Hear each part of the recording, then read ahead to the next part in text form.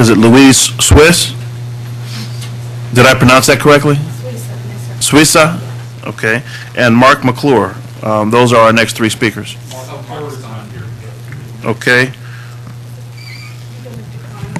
And just for your record, there was a all of the neighborhoods within the city of Atlanta are meeting with the chain of command at Atlanta Police Department, and you see a lot of APD leaving now.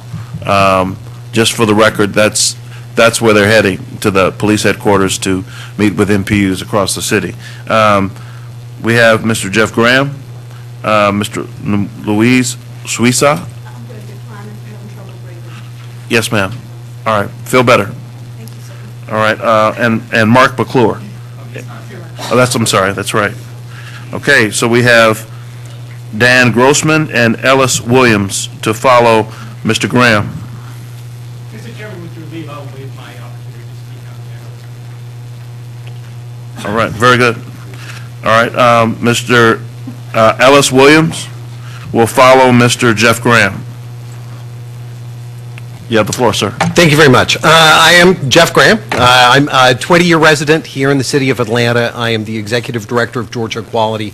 As many of you know, we're a statewide organization that advances fairness, safety, and opportunity for lesbian, gay, bisexual, transgender communities throughout the state of Georgia. There is nothing that is fair about this incident. When I first moved here 20 years ago and was a young activist in the city of Atlanta, one of the major issues that we worked on at that time was what we felt was police abuse and lack of police response towards the LGBT community here in Atlanta. Those were not good years.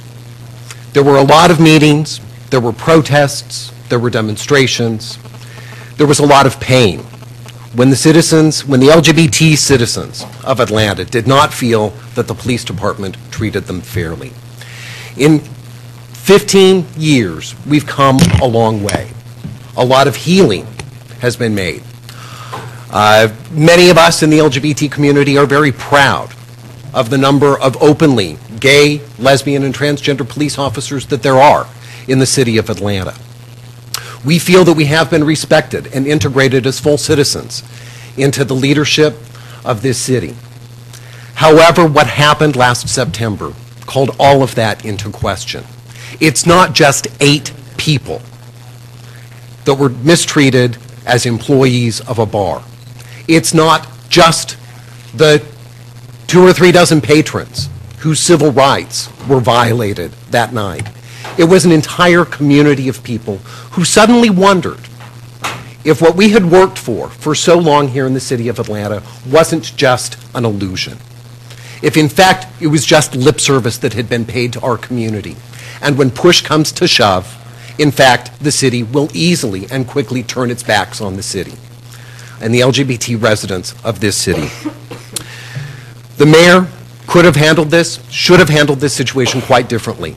The former chief of police could have and should have handled this situation much differently. As you've already heard, it's not an apology that people are looking for today. We're looking for the charges to be dropped.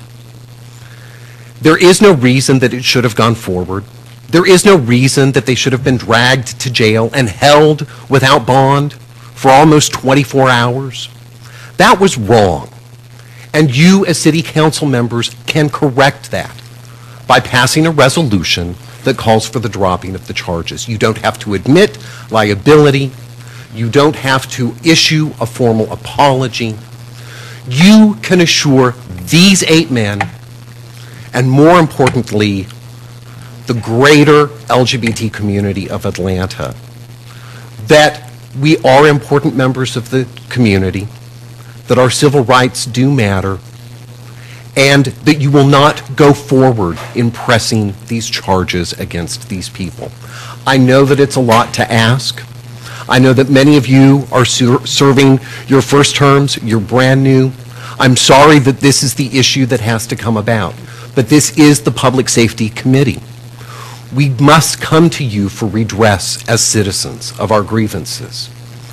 And regardless of what you choose to do with your vote, and moving this resolution forward or tabling it indefinitely for years, I hope that you will continue to put pressure on the independent investigators to release that report as quickly as possible.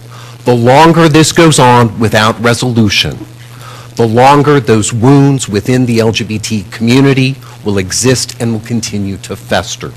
So please, take the action that you can, take the prudent action that you must as counselors, but do take action. Thank you. Thank you.